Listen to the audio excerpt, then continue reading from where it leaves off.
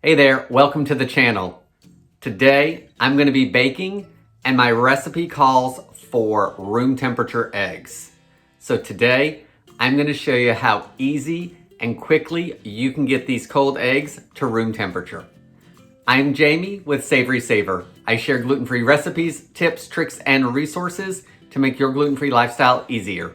So please consider hitting subscribe and let's get started. So you're having a really good day, you know what you're baking, you're getting your stuff together, and you're ahead of the game.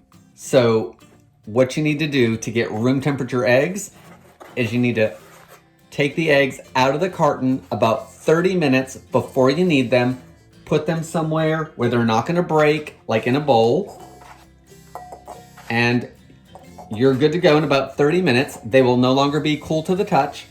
They'll feel about, like the air temperature, of course.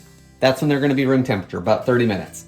But if you're like me and you decide to read over a recipe and make it, and it calls for room temperature eggs, what do? First, take out your eggs and put them in a bowl. Then you wanna get warm water, and you want this about the temperature of the room or a little warmer. So I would say no more than 100 degrees. So if you get it out of the tap, just make sure it's comfortable to you when you stick your hand under the water. We don't want to cook the eggs, we just want to warm them. Cover the eggs in the warm water. Make sure they're submerged because we make sure that all of it is being covered. So I need a little more water there.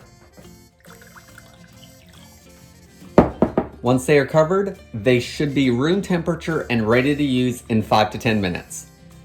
Guys, that's all I have for today. I hope to see you on the next video, and thanks for watching.